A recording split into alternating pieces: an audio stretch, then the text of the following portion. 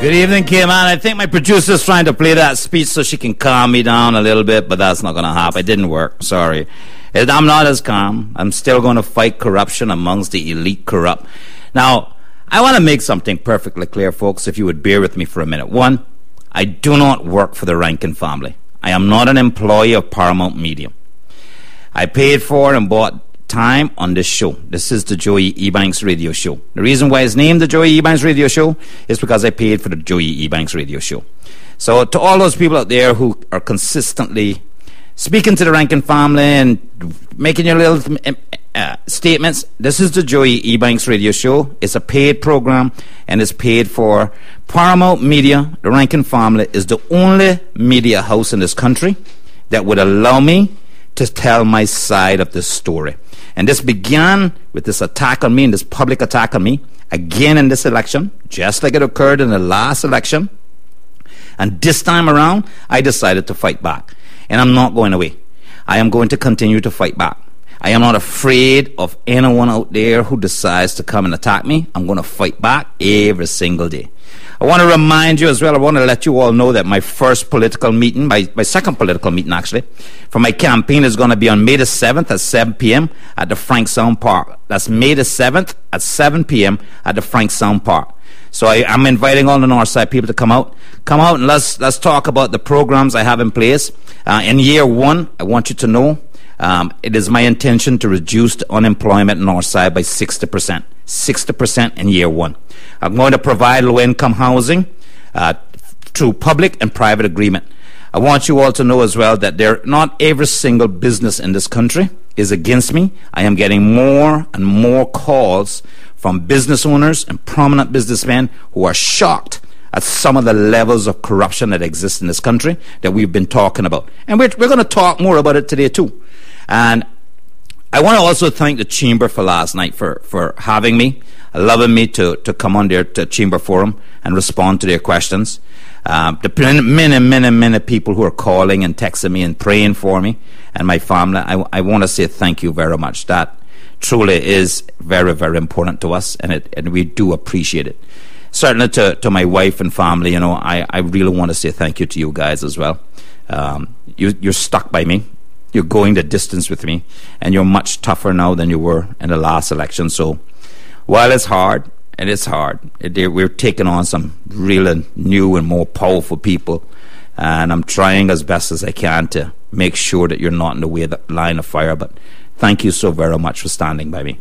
And the business owners, the many business owners who are calling me, prominent people, thank you so very much for your support. Thank you for asking me not to stop. So to the people that came on, I want you to know something, that we have wealth of people, successful business and business owners in this country who want to operate by our laws. They're not interested in breaking the rules. So those that are, those are the ones I'm going after. The ones that choose to be corrupt, the ones that choose to break the rules, to choose to break the law, and then turn around and accuse me and throw me out to the wolves. Well, those are the ones that we're going to go after, and those are the ones I'm going to see to it are punished. What we're going to do, ladies and gentlemen, I want to give you all a little background on me, because there's also some people who are saying that I'm ranting and I'm raving and I'm sound like I'm crazy. Let me explain something about Joey Ebanks. Now, when I went back to CUC this last time, I was there. David Watler, their vice president of production, began to ask me to fabricate a legal file for a case in court. I consistently said no, repeatedly said, no, I'm not doing that. No, you can't do that. And I was nice. I was nice until he sent an email. And the email, the way I read it, was he was demanding that it be the file that did not exist, be prepared and have it to the attorneys and to him the following morning. Now, I responded by email. I copied their entire executive, the 16 or 17 managers, and I told him off good and properly. The words I used, I cannot say on the air. And I made it clear to him he was to meet me in office the next day, pay me off, and let me leave. I didn't have any other job to go to. I wasn't leaving to go to another job because I had some security. I was leaving because I'm not going to let anyone let me do that kind of thing anymore. Okay? So it began then. This Joey Ebanks that you're hearing on the radio here, he has existed. I've walked out on political parties because of this. Okay? I've walked out and had to walk home because I got a ride with someone. Look, you can believe what you read in the paper. You can believe whatever you choose to believe about me. But that's who I am. I have a track record there too. And there are people who know this. There are 17 managers who saw that email. At some point, one of them is going to have to say, well, that's true, we saw that email. Yes, that's what he did. And that's what it was about. Because the email was clear as to why I was saying what I was saying. So, and they can wipe all the hard drives they want. Email is going to be there. They can burn them if they want. Anything I say to you on here, I have proof of. Okay, folks? I'm not going to sit here and lie to you about anything. Now, there is this letter, this story in the newspaper today about the children in Cayman who are going hungry. And, folks, this is part of the result of corruption, When you have corruption ongoing in your country where businesses break the rules, why we have government policies and we have rules and laws? It's to create a level playing field. And we have individuals in this country who choose not to play on a level playing field. And they promote themselves and they get themselves into positions where they can break the rules and do as they feel. I just hope that amongst all the Scots, the one that is chairman of the Business Staff and Plan Board knows he's at the bottom of the level of the totem pole. And you might be crying today, but if you think you're crying today, wait until this all comes up, because we're going to have an independent investigation into this and into everything I've asked for. We're either going to have it before the election or after the election, but we're going to have it. And I'm going to say this to every company out there, every one of you. Once we do this independent investigation, once that is done and we collect the evidence and I can put and give to this independent investigative team all the evidence I have and direct them to the rest, we're going to bring charges. Charges will be brought. The judicial system in this country is going to stand independently of everyone and be able to have a fair judicial system in this country.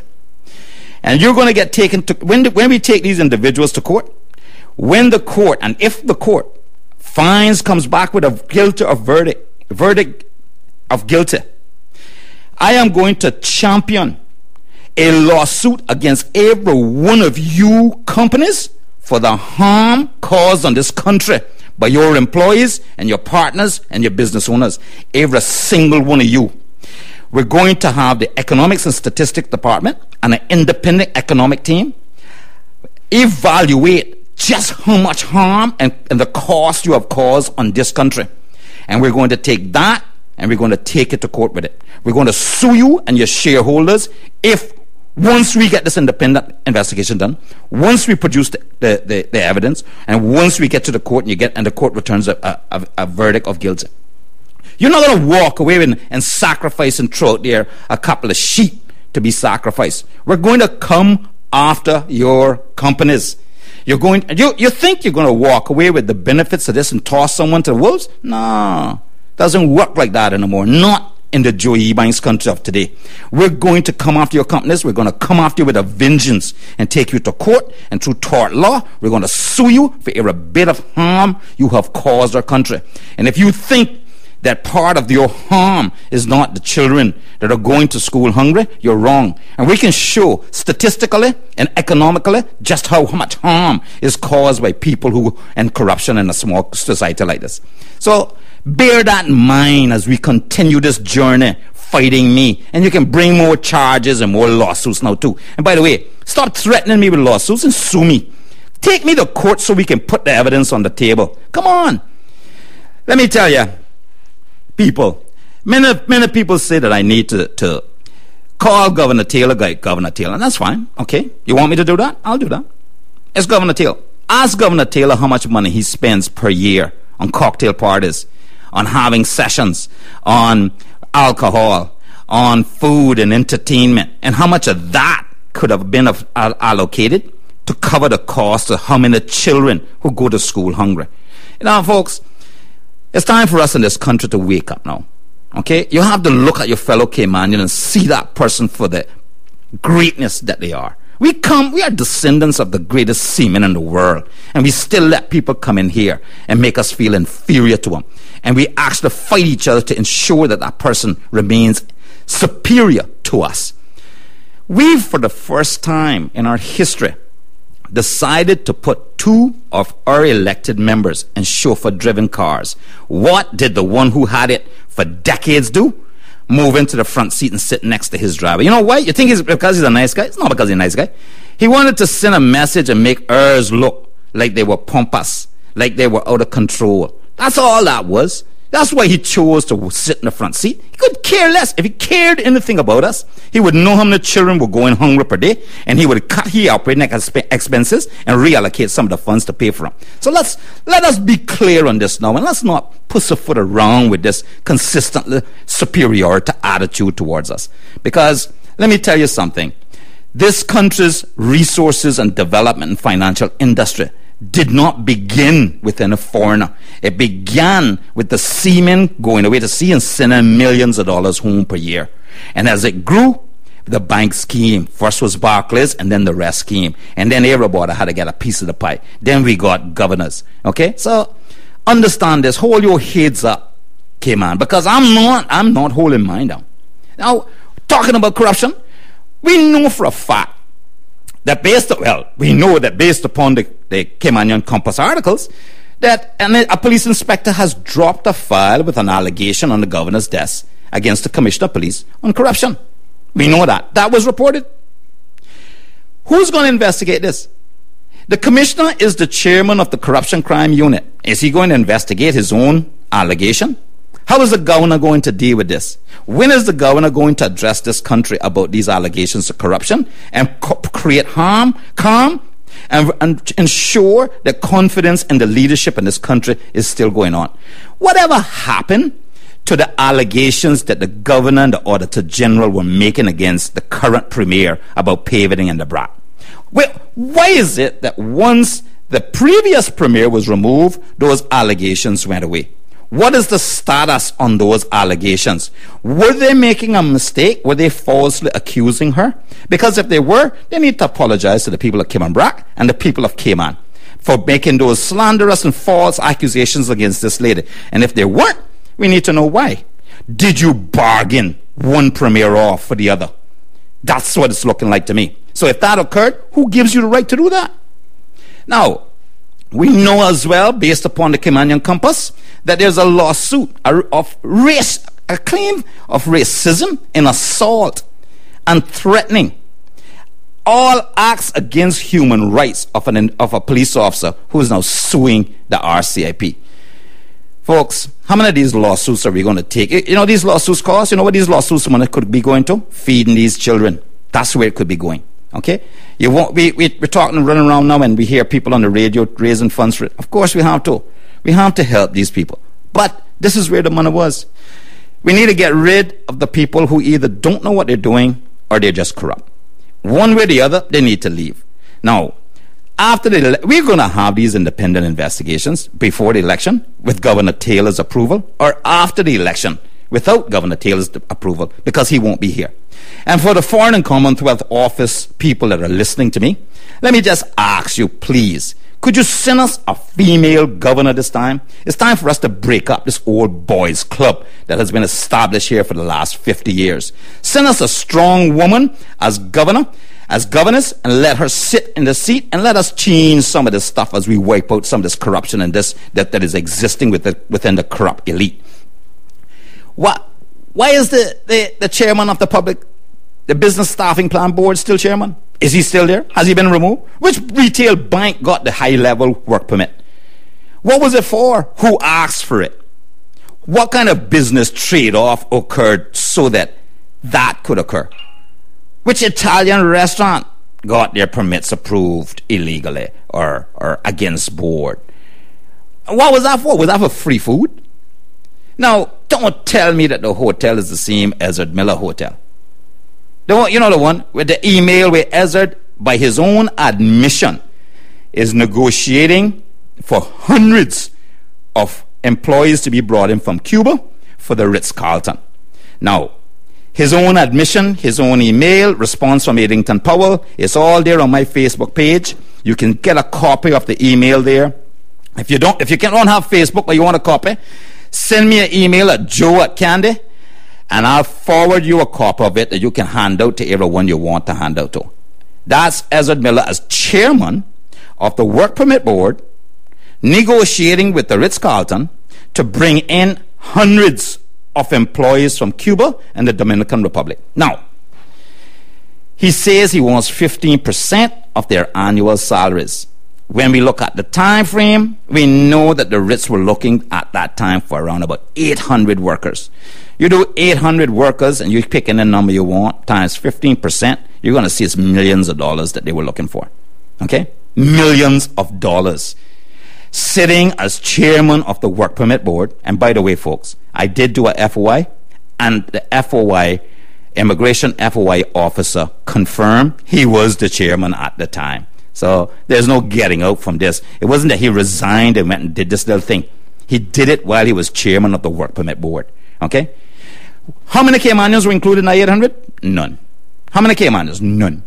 But he wanted to bring in hundreds for 15% of annual salary. The email itself is admission of guilt. Why hasn't the commissioner of police and the governor insisted that charges be brought against him? Oh, you actually needed him to do it in order to bring charges. That's official corruption in the way you look at it. You won't read the law. It's official corruption. He's sitting in an official capacity, but you want to come and lock me up, suspend me and lock me up because I refuse to take money and a bribe? Really? Well, I told you all not to go down this road with me. I told you when it started, you were wrong, and you shouldn't go down this road with me.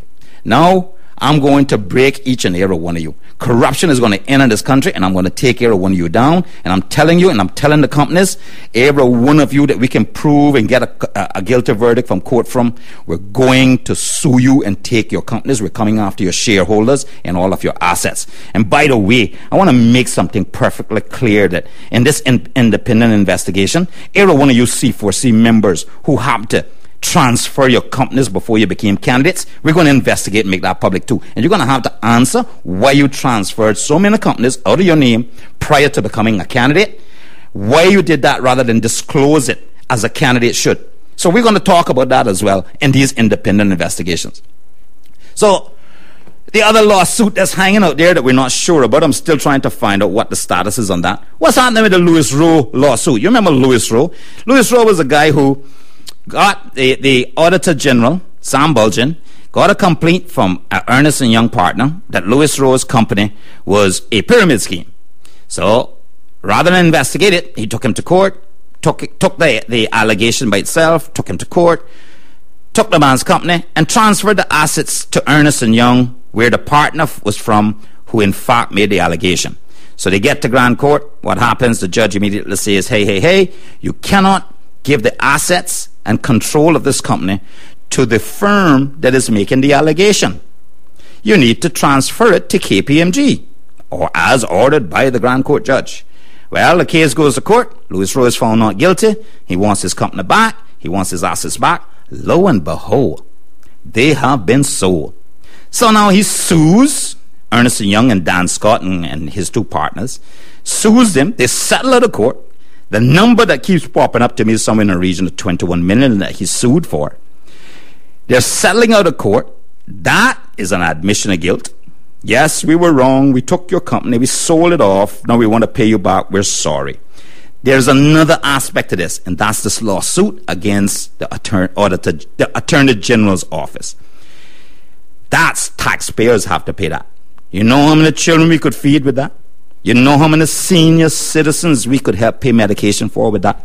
What's going to come from that lawsuit? That's going to be in the millions too. We're going to find out where that's at and what's going on with that. So just to be sure that we're clear here, ladies and gentlemen, we're going to have independent investigations. With no politicians will be involved with it. We're going to make sure that it's independent and it's fair. We're going to make sure it's fair because we want these things to go to court.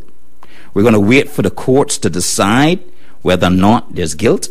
We're going to make sure that if the guilty verdict comes back, I am going to champion a cause with a lawsuit against every single company that individuals work for when these acts of corruption occurred. We're coming on behalf of the Caymanian people. For all of your assets and your companies, you're going to pay this back. You're not going to brush this under in a rug. You better deal with this and deal with it quickly. Ladies and gentlemen, when we come back, I want to talk to the people on the north side about the 1-year plan and the 2-year plan that I have proposed for them. And I have friends that are willing to come and invest. They like my ideas for the district. Don't worry about the fact that the government is broke. Don't worry about the fact that the English have control of the budget. I don't need them. I need some people in there to get elected in there who's going to support me on my initiatives. And I've been speaking to several independents as well as party members, and they're willing to support my ideas. They like some of my ideas. In fact, their response was very clear. They said, nothing you have proposed seems out of the ordinary.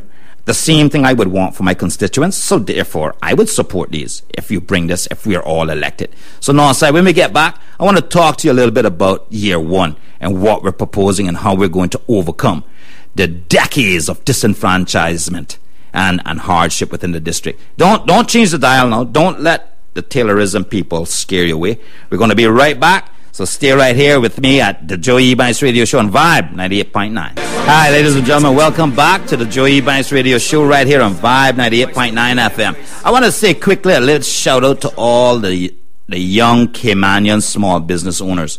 And guys, look, I'm going to make you an offer here. If you send me an email, you can ping me on Facebook or email me at joe@candy.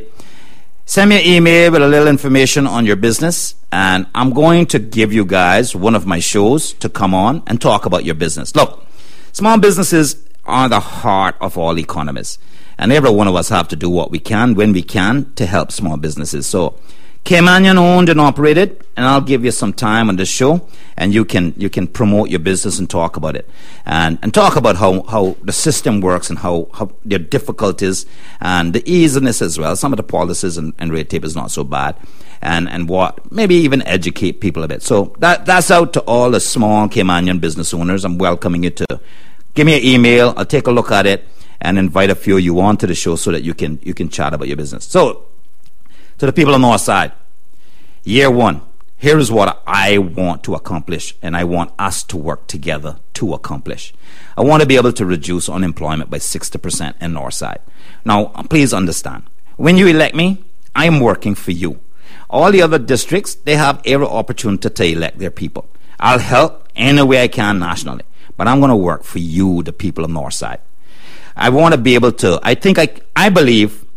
I'm convinced I can attack 60% of the unemployment simply with a low-income housing project.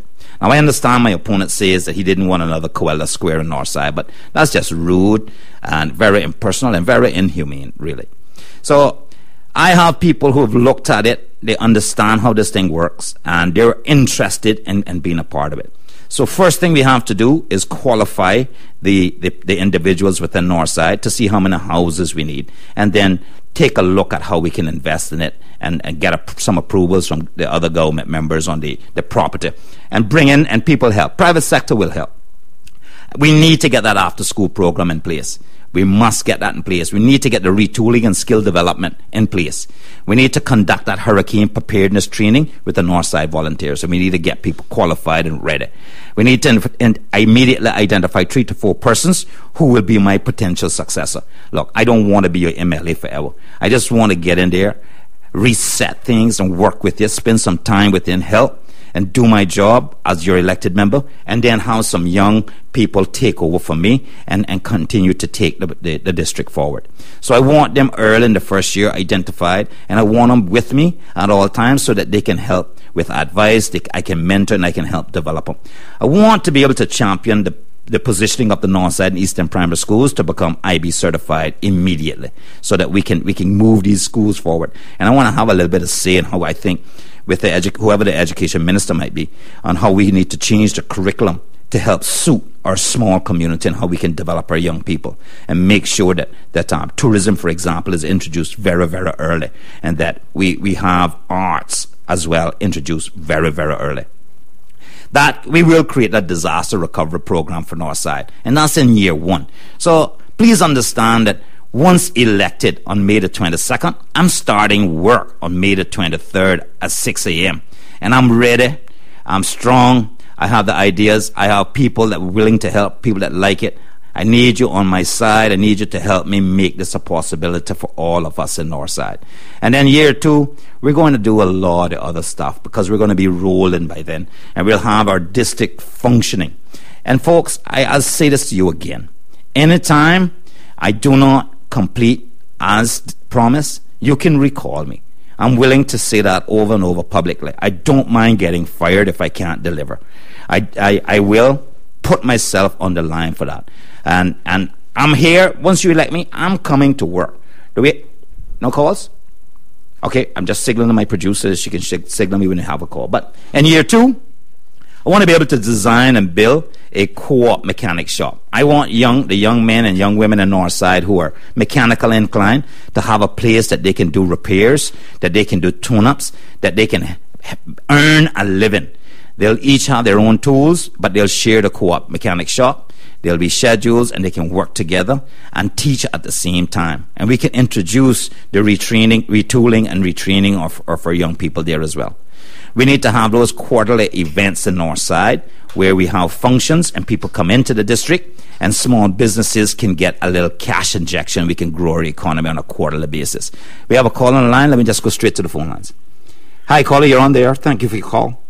Yes, good evening. Hi, good evening. Thank you for your call. Yes, first I would like to say I was very shocked and from the Izzard when he say about the university college, that a little building. You know, it's very sad when you hear somebody disrespect. Sorry, caller. Let me, producer, can you play that so that we're all aware of what we're talking about? I'm just going to play it so you can listen to it, okay, caller? Just don't hang up. Stay on the line. On the show tonight that I'm a coward and I'm scared to come and debate this brilliant man that got his 3, 4, or 5 degrees, or they got from that little one-room place down in Newlands that you drive past and you might even notice it when you pass. Well, I think it goes beyond that for sure. You know, that's the comment you're referring to, aren't you, caller? Yes, right. You know, one of the things that I find, caller, if I may say, and I'm going to just shut up and let you speak, but that troubled me is the fact that Ard McLean is sitting in that room. This is his colleague.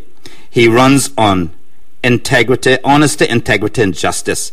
And he at no point said, I do not agree with Mr. Miller on that.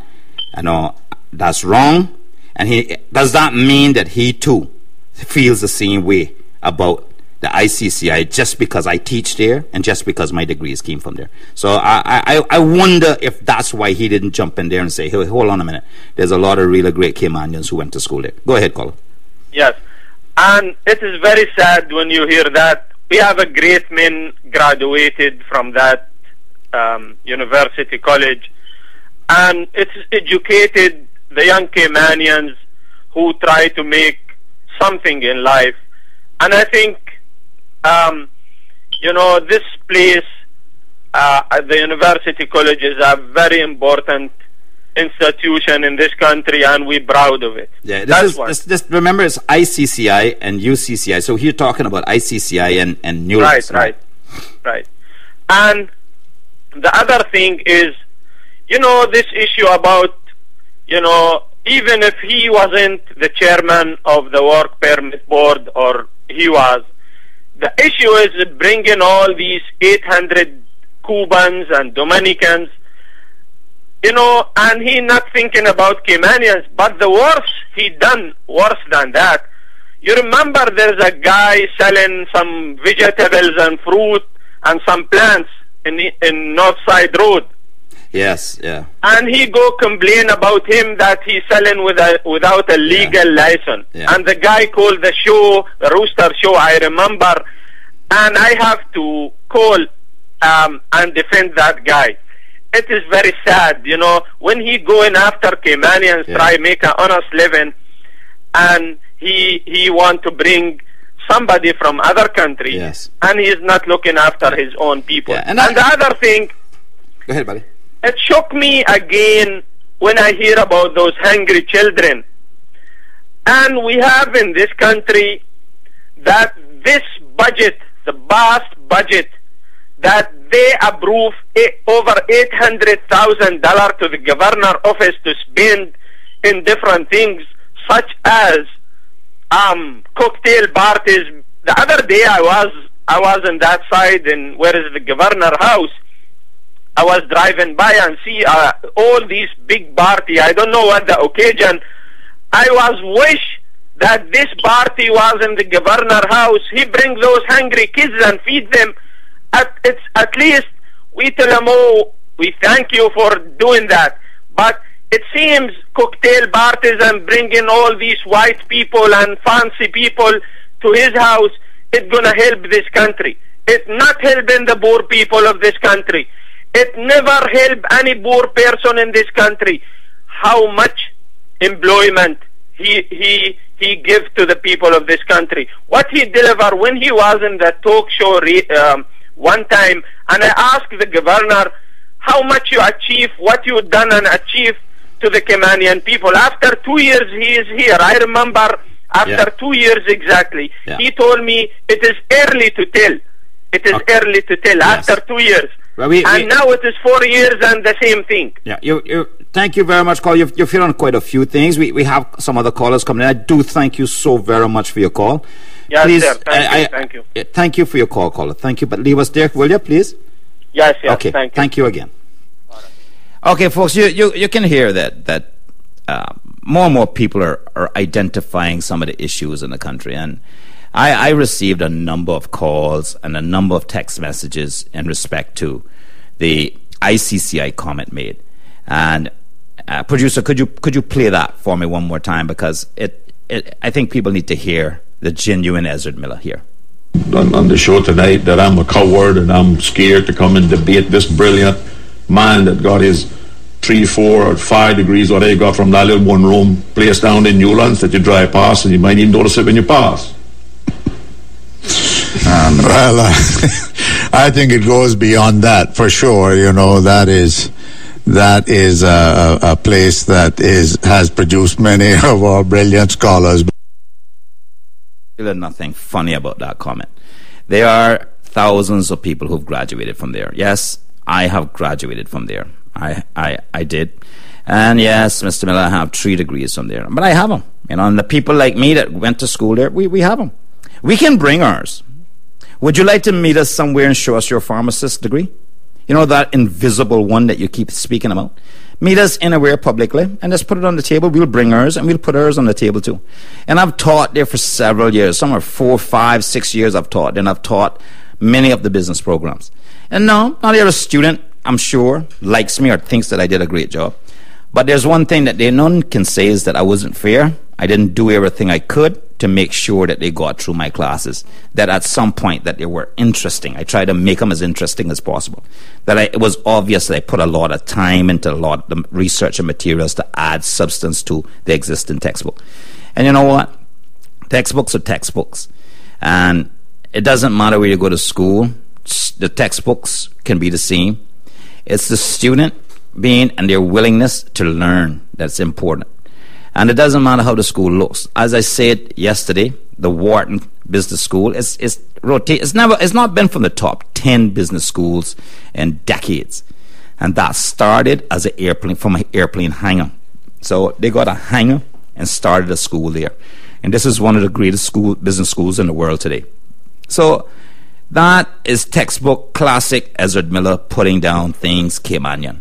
And that's why he chose to bring in 800 or seek to bring in 800 Cubans and Dominican Republicans, because classic Ezra Miller doesn't want the Caymanians to succeed. That's why he wanted to complain about the young man on the side of the road selling something and some plants and stuff to try and make a living because he didn't have a license. Well, I wonder if you could produce that license for human capital resourcing that goes with that email to the Ritz-Carlton Ezra.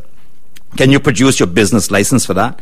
Or is it only some people that has to follow the law and others that don't have to? Is that the world that you love to shape and the rest you love to shape? Those days are over, okay? The dinosaurs we're going to put out to pasture, that's over. That's not going to happen in this country again, regardless of whether I get elected or not. It'll never happen in this country again. I am going to be a voice regardless, and I'm going to be very loud and very aggressively against corruption. You can't, when we see our young people making an effort, we have to support them. What you should have done was went town, got the papers, helped him fill it out, and helped him start his little business. That's what a representative does. He doesn't want to report him. He encourages him. And when you should have got on your Tuesday morning show, and you know what you should have done? You should have asked people to come and buy some he plants from him. That's what a representative, that's what a good, decent human being does. Okay? Folks, we're going to take a break. When we come back, remember the phone lines are wide open. It's 946-9898, 946-9898. Give us a call. Let's have a chat.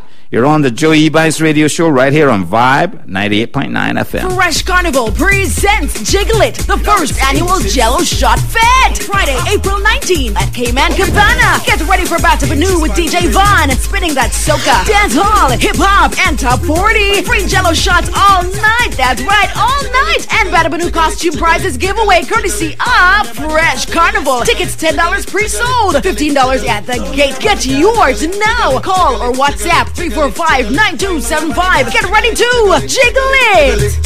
We ready for the road. Prepare for Batabanu with XP Fitness every Tuesday and Thursday from 6 to 8 p.m. For the month of April, join us down at TI Lobby Bar for Soca Aerobics. Yeah! The hottest workout you can get. There's live DJ mixing from the hottest new soca tracks, while instructor Anthony Vibes and guests make you feel the burn. The event is free and all are invited to attend. See you every Tuesday and Thursday for Soca Aerobics at the TI Lobby Bar on 7 Mile. For more information, call Anthony at 917-5601. Soca Aerobics is back. Soca Aerobics is proudly sponsored by Vibe 98.9 FM. Introducing Minute Match from Digicel. Starting now, whenever you talk for 3 minutes straight, Digicel will give you 3 free. That's right. Call any local Digi-to-Digi number, talk for 3 minutes, and get 3 free. So, if I talk for 3 free minutes, we match 3. And if I talk for 12 minutes, you get 6 minutes free. Say it with me. 1, 2, 3 more minutes. Get Minute Match with Digicel. Terms and conditions apply. Offer valid to prepaid customers only. I'm not afraid. Yeah. Welcome back, ladies and gentlemen. Welcome back to the Joe Ebanks radio show. The calls, the lines are open. 946-9898. 946-9898. Let's chat about anything you want to talk about. Nothing's off the table, as you know. I don't hang up on people unless you refuse to chat with me.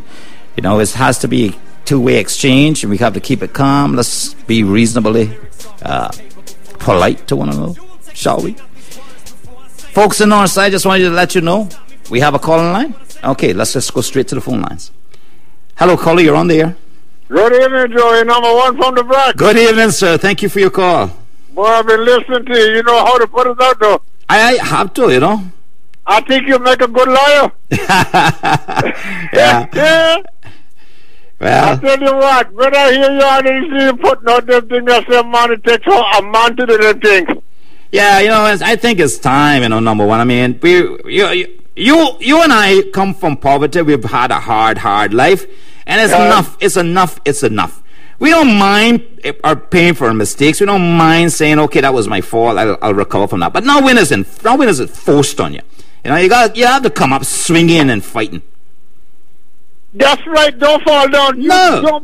Don't make nobody walk over you when you know you're right. No, we are every single human being on this planet, including Her Majesty the Queen, bleeds just like me. We're human, okay? We're human. That's right. She might just have a different type. That's right. That's right. And that's fine. I don't mind that either. I don't want that, right? I just want to be able to live in peace in my country, and I want to see justice, and I want to make sure there's opportunities for everybody. And anyone who gets in the way to prevent that, I'm going to fight, and I'm going to come up swinging. That's right. And what I heard you say a while ago about the poor man selling the things on the road, I heard that some weeks back on talk show. Yeah. And I agree with you 100%. Instead of making the people stay there try to sell the things to make $1, they want to stop them, they make them go thief. Yeah. Yes. Yeah. Yeah, so that then they can lock you up, and then they have a charge on you, and now guess what? Now you got a criminal record, and you can never get a job. Now they got you, see? Tell me now. What they need to do is go get the paperwork, come help the man fill it out, Help the man get his little business going. Change policy if you need to change it that way elected for to help poor people strive and become middle class. That's right. You can't find all the money one time to go build a big building with a fancy thing. That's right. That's right. You don't need the big building. The guy is hop on the side of the road with his little thing. Support him. Right. Get on your radio show and say, oh, by the way. In fact, let me do it right now. And let me tell you, ladies and gentlemen, when you go north side, look for all the vendors and buy from them. Buy from them. Yes. Anyway, you find out. Yes. Leave them alone.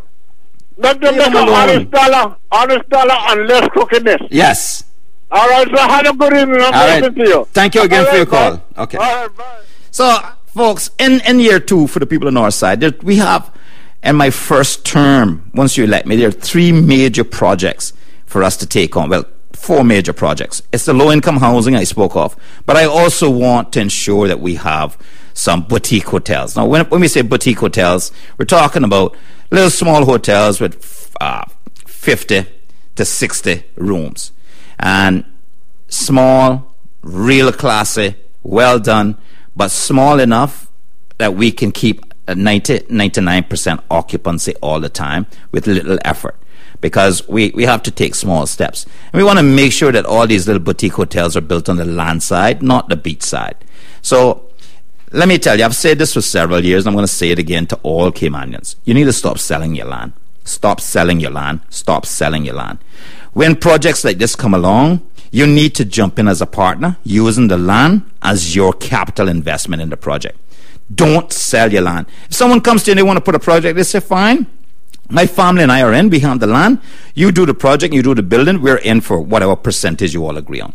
And you should get paid a dividend, either quarterly, biannually, or annually.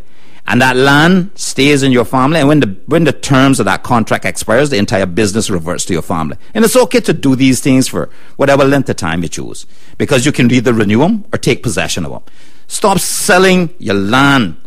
You're giving it away, because then they come in, then foreign investor comes in, and he doesn't necessarily want your land all the time, you know. He doesn't mind being your partner, you know. Stop shunning away from sitting at the table with him and having a discussion about a partnership. You want to be able to sit on the board. Yes, they'll guide it.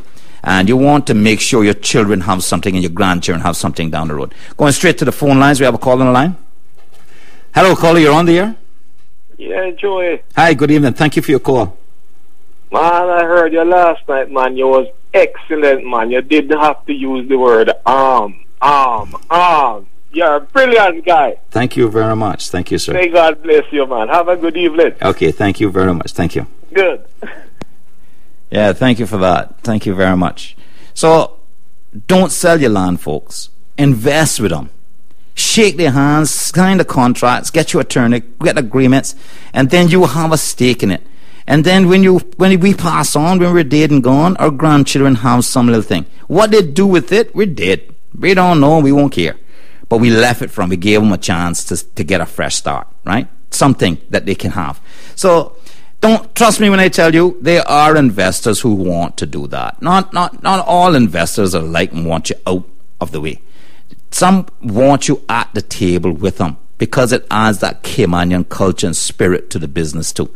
So, those of you with large parcels of land, think about that before you sell it. It's important to the country that you not sell and then later on become impoverished. We have another call on the line. Let's go straight to the phone line. Hello, caller, you're on the air. Good evening, Joe. Hi, good evening. Thank you for your call. Quick question.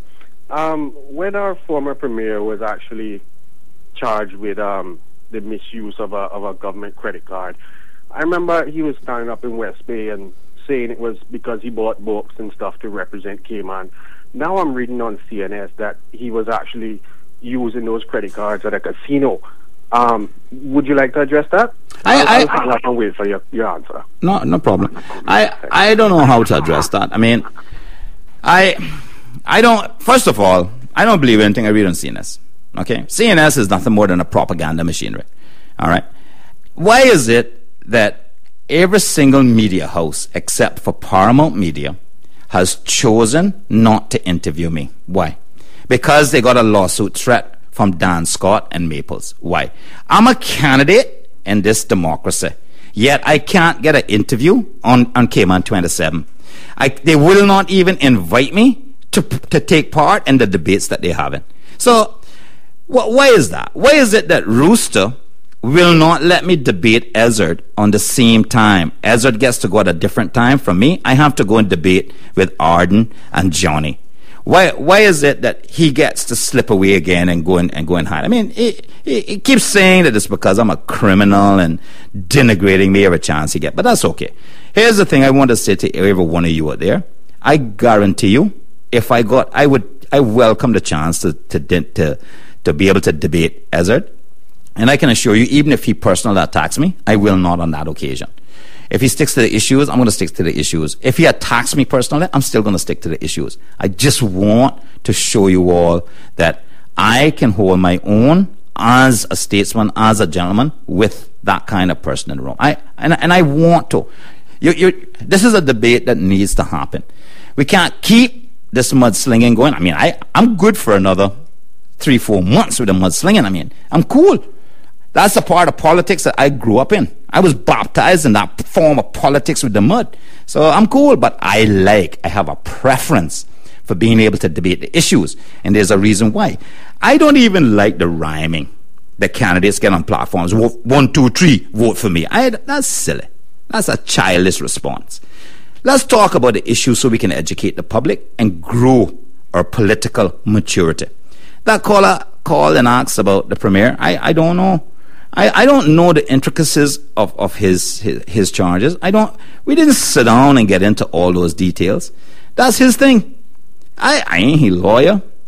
I'm surprised that I'm actually waiting to see if I'm going to get another 29 charges brought before me. It might come in another 29. Let me tell you, rather than asking that question, here's a question you should be asking. Why is it that the governor spent 3 years saying investigation thief for 3 years, and as we got close to the election, decided to arrest him and try him? Why we didn't do this a year ago? Because if you're investigating for 3 years, you mean to tell me it took you 3 years to find out he was using a credit card somewhere else? At casinos, as being said. It took you 3 years to figure that out? No, don't give me that. You purposely put all this together to come very close to the election. You keep taking them to court for mention, so that every mention is put in the media. And every time it's put out there, the people read it or hear it and they say, boy, this looking bad. I'm not sure he can get away. I'm not sure. When in fact, I want to tell you what can happen to both us. One or two things. For me and him, if we lose, we're going to go through after the election. They're going to start withdrawing charges, or they're going to take us through to trial and we're going to win. Or they're going to just withdraw all the charges. That's whether we win or lose, that's what's going to happen. This is designed to do one thing and one thing only. Influence the voter. That's it. That's all this is. Influence the voter strategy to get other people elected. To get unelectable individuals from the C4C elected. Because they're unelectable. They've spent a lifetime hoarding and building wealth, and now suddenly want power with the money. You're not going to get that from the grassroots people. So what do? You take the grassroots champion, you put him in jail, and you embarrass him, and you denigrate him. And you know what? Let me tell you what's worse than any of that charge about, it's casinos and what's worse? Taking this country's first premier and doing this to him. And by the way, folks, friend or no friend, I ran against this man in the last election, okay? I want to remind you that. So I ran against him. So don't be coming now and say, I defend him, a friend. Because I ran against him. I take a stand for Joey Ebanks. And the Joey Ebanks that is speaking to you and saying I'm upset with this country's first premier, he didn't cheat us. He won fair and square. He got the most votes. That's how he won. So why investigate him for 3 years and publicly talk about it? Poison the jury pool. Get the message out there so that by the time a jury gets in, they've already made their mind up about both of us. Why would you do that and defend anyone who does that against your own people? Foreigners come here and do that to us, and Caymanians stand up and defend their right to deny us justice. Come on, man. Is this real? Do you need to feel so inferior that you would do that? Come on, Caymanians, man. We need to stand together. And if he and I are guilty, give us that day in court, give us a jury, find us guilty and put us in jail. That's fine. But be fair. Make sure justice is for everyone. We have a call on the line? Let's go straight to the phone lines. Hi, caller, you're on there. Yes, good evening again. I just have one more point I want to make. Go ahead. What you are speaking about, Mr. Bush, I want to say this. I was impressed, and it really, when I go to those public meetings Mr. Bush have, you know, the other day was a public meeting in the far end of West Bay, and you know it is hard to reach to reach there, and 500 people was there in that meeting. And then you go to Georgetown and you see how much people in Mr. Bush. That is show how much this man has is helped. a leader, and how much the people of this country love Mr. Bush. Yeah. And as much they done, accusation, charges, whatever they done, and he gonna win this election. Yeah. He gonna win this election and we be the premier. All right, caller. Thank you very much for your call. Folks, I just want to say to you that, you know, anyone can make accusations. People deserve justice. We deserve a day in court. We deserve that opportunity. And, you know, folks, to jump on a bandwagon, let me tell you what the people out there need to worry about. They need to worry about the independent investigation that's coming either before the election or afterwards, because there's a lot of people that are going to be in a lot more trouble. Do we have a call on the line? We have a call on the line. Hello? Let me just go straight to the phone line. Hi, caller, you're on there. Okay, thank you, sir. I'm just calling. I have a comment for the Caymanian that just called a while ago. Sure, okay. He had some really good points, but my question is, doesn't he run for election?